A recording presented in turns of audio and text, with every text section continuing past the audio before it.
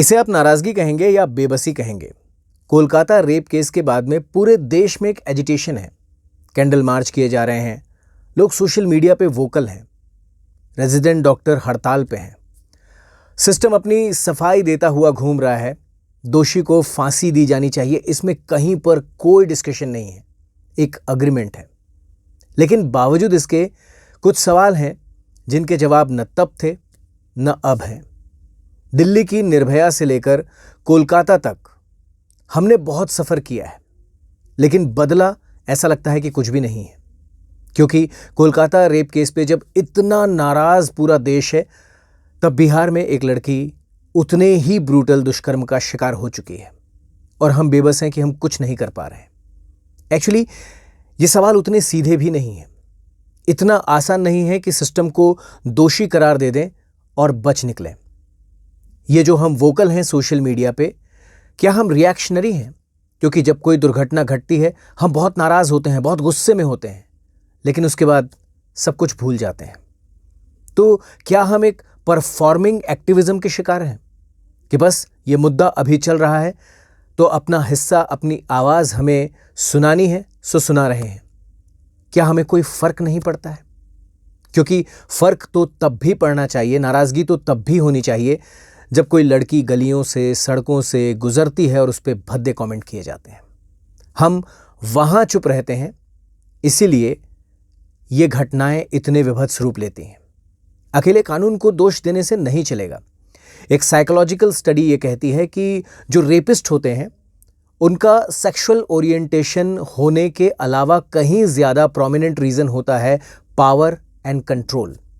As a society हमने महिलाओं को कमतर बताया है, उन्हें यह जताया है, जो कि वो बिल्कुल नहीं है। और इसी वजह से लड़कों को ऐसा लगता है कि लड़कियों पे उनका अधिकार है, या कह लीजिए पुरुषों को ऐसा लगता है कि महिलाओं पे उनका अधिकार है। हमारी फिल्मों ने, सीरियल्स ने हमें यही सिखाया है कि लड़की की ना में भी हाँ होती है, जो पूरी तरह से गलत है। और ये गलती हम कैसे सुधारेंगे, क्या सुधारने के मूड में भी नजर आ रहे हैं? सोचने की जरूरत है, और बहुत पहले से सोचने की जरूरत है।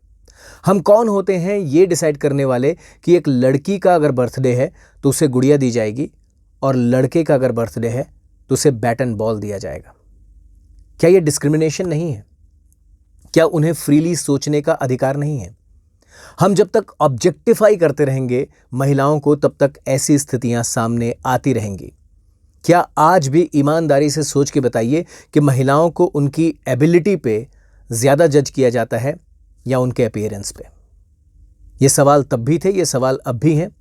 और ये डर भी सोचिए, क्या एक लड़की ज्यादा डरती है कि कहीं उसे कोई छेड़ ना दे, कहीं उसे शर्मिंदा ना होना पड़े, कहीं उसे दुष्कर्म का शिकार ना होना पड़े? और दुष्कर्म से बचने की पूरी जिम्मेदारी क्या हमने लड़कियों के कंधे पे नहीं डाल रखी है?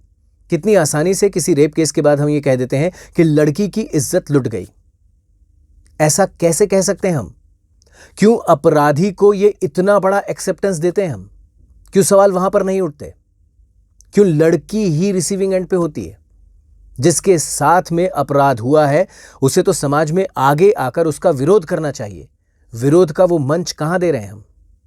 अपराधियों का क्या हम इस तरीके के रवैये से हौसला नहीं बढ़ा रहे हैं? और ये सवाल अगर हम नहीं पूछ पा रहे हैं तो as a society, as a समाज हम फेल हो रहे हैं। क्योंकि ये जो अपराधी होते हैं, दुष्कर्म की घटनाओं तक पहुंचते हैं, इनका हौसला कोई एक दिन में आगे नहीं बढ़ता है। उन्हें ऐसा लगता है कि लड़की की ना में ही हाँ है, और उन्हें हाँ सुनने की आदत भी हमने, हमारे समाज ने ही डाली है। पहले ये आदत, ये सोच बदलेगी तब जाके कुछ बदलेगा, वरना निर्भया के केस में या तेलंगाना के केस में जो शूट आउट एनकाउंटर ही हो गया था, अब कोलकाता का केस ले लीजिए, ये केस पे केस यूं ही होते जाएंगे। फिर करते रहिएगा कैंडल मार्च, करते रहिएगा सोशल मीडिया पोस्ट। एक दिन, 2 दिन, 1 हफ्ता, 15 दिन, सब भूल जाएंगे और शायद किसी अगली घटना के इंतजार में होंगे। इसीलिए सोच बदलिए, सवाल बदलिए, तब कुछ बदलेगा।